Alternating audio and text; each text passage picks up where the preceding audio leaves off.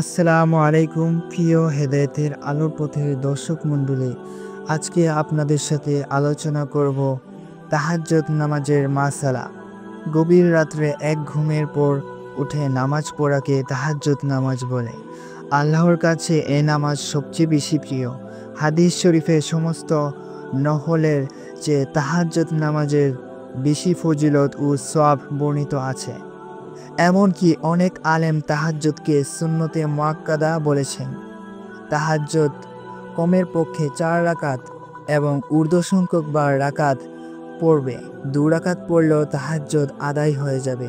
শেষ রাত্রে উঠতে না পারলেও এশার পরে পড়ে নিবে।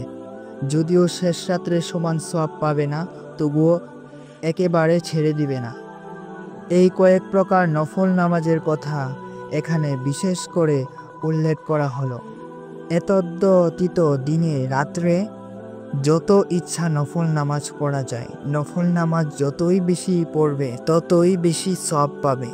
তাছাড়া যখন কোনো আকস্মিক ঘটনা ঘটে, যেমন সূর্যগ্রহণ বা চন্দ্রগ্রহণকালে, ভূমিকম্প, ঝড় তুফান, অতিবৃষ্টি, অনাবৃষ্টি বা দুনিয়া অন্ধকার হয়ে যায়, মহামারী বা অন্য কোনো বিপদ বালা মুসিবত আসে, তখন খোদার তরফ রুজু হয়ে নফল নামাজ পড়ে খোদার কাছে কান্নাকাটি করা উচিত।